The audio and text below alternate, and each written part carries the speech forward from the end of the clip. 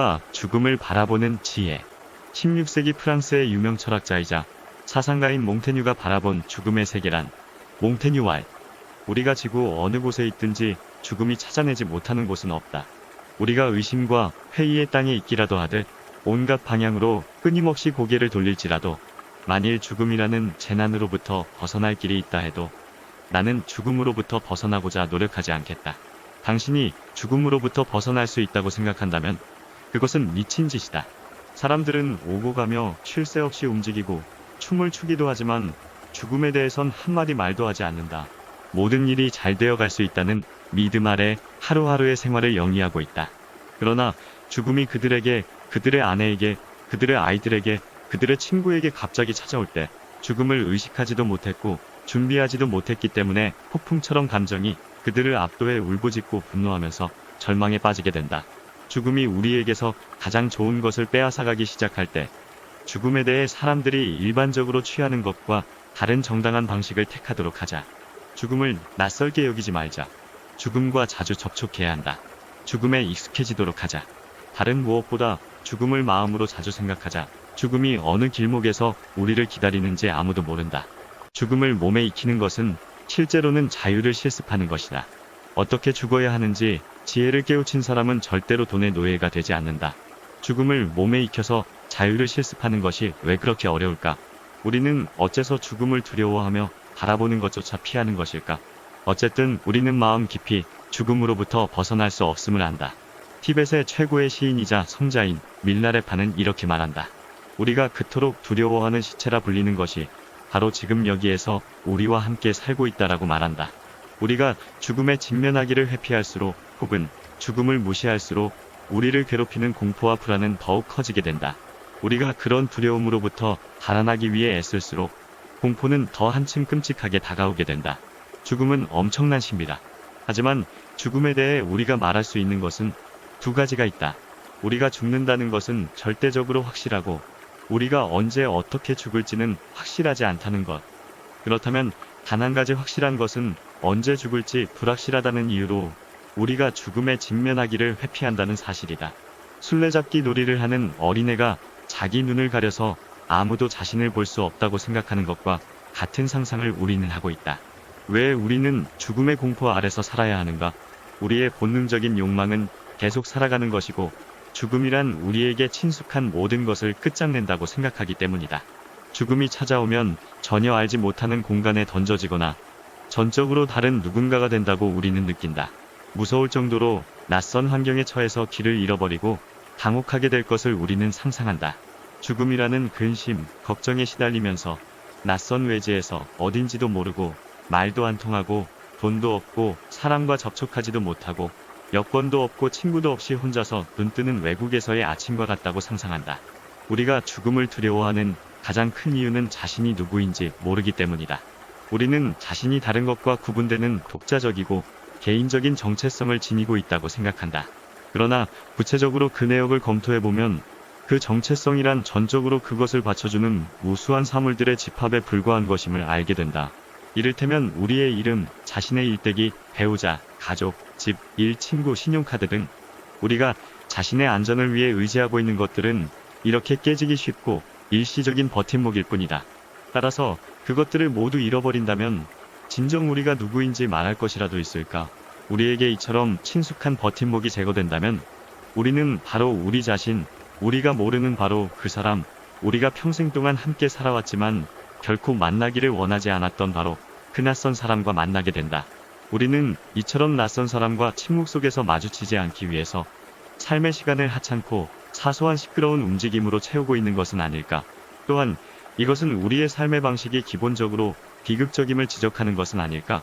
우리는 꾸며진 정체성, 즉 이상한 나라의 앨리스에 나오는 가짜 거북과 마찬가지로 노이로제에 걸린 채 동화 속 세계에서 살고 있다.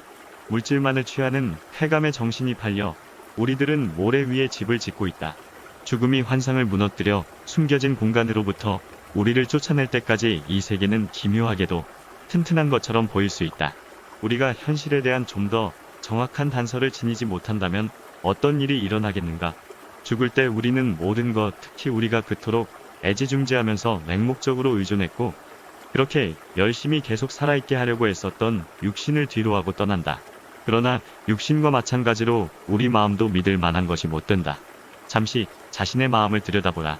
그것은 쉴 새 없이 이리저리 튀어다니는 벼룩처럼 보일 것이다. 생각은 아무 이유도 없이 어떤 것과도 무관하게 뭉게구름처럼 피어오를 것이다. 순간순간 혼란에 휩싸일 때마다 우리는 변덕스러운 마음에 끌려다니게 된다. 우리에게 친숙한 의식 상태가 오직 이것에 지나지 않는다면 죽는 순간 자신의 마음에 의지하는 것은 어처구니 없는 도박이 될 것이다.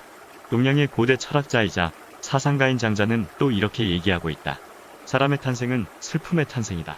우리가 오래 살면 살수록 어리석음도 증대된다. 결코 회피할 수 없는 죽음으로부터 벗어나려는 갈망이 점점 예민해지기 때문이다. 얼마나 고통스러운가. 우리는 자신의 손이 닿지 않는 것을 위해 살고 있지 않는가. 미래에도 계속 살고자 하는 열망 때문에 우리는 현재의 삶을 제대로 살 수 없게 된다. 티벳의 철저한 수행자이며 근래의 가장 위대한 명상가 가운데 한 사람으로 신비가이자 요가 수행자인 뒤좀 린포체는 어느 날 부인과 함께 차를 몰고 프랑스 전역을 다니면서 시골 풍경에 찬탄한 적이 있었다. 그들이 새로 페인트 칠을 하고 호추로 장식한 커다란 공동묘지를 지날 때였다. 뒤좀 린포체의 부인이 말했다. 린포체, 서양에는 모든 것이 저것처럼 단정하고 깨끗하군요. 심지어 시신을 안치한 곳조차 먼지 하나 없어요.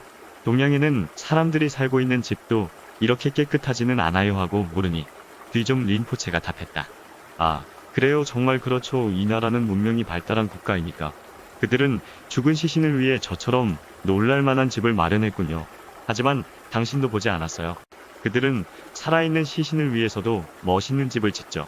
나는 이 이야기를 생각할 때마다 삶의 계속성과 영속성에 대한 잘못된 믿음에 입각할 때 그 삶이 얼마나 공허하고 하찮아지는지 생각하게 된다.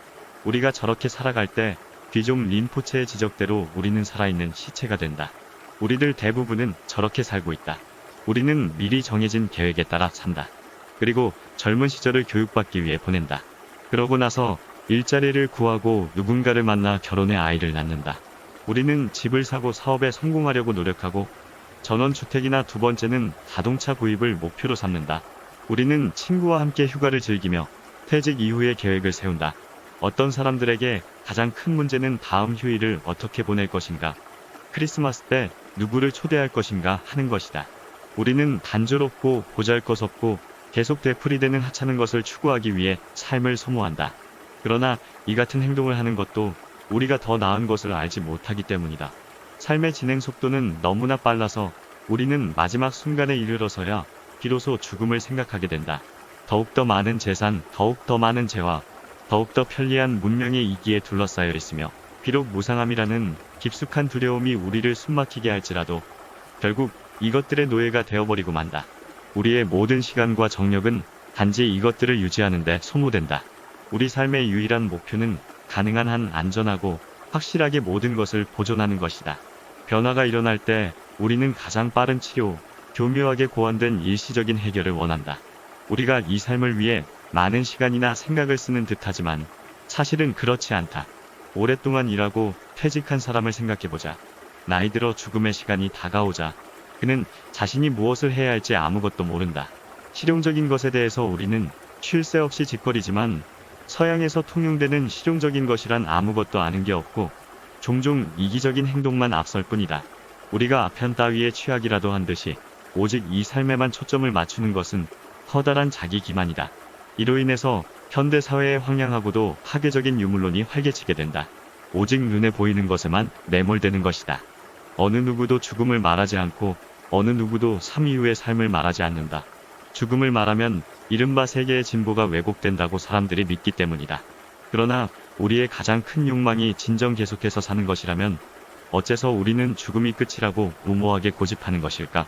왜 적어도 죽음 이후의 삶이 있을 수도 있는 가능성을 모색하지 않는 것일까? 만일 우리가 자신이 주장하는 만큼 실용적이라면 진지하게 이렇게 물어야 한다. 우리의 미래는 참으로 어디에 존재하는가? 결국 어느 누구도 100년 이상 살 수 없다. 그 이후에는 설명할 길 없는 영원한 미래가 뻗어 있건만 왜 우리는 그것을 간과하는가? 고대 그리스의 시인인 소포크레스는 이렇게 말했다. 이따금 죽음에 대하여 생각해보라. 그리고 얼마 후에 죽을 것이라고 생각하라. 그러면 모든 번민을 사라지고 세상에 대해 좀 더 겸손해지며 지금 이 순간의 삶이 소중해질 것이다.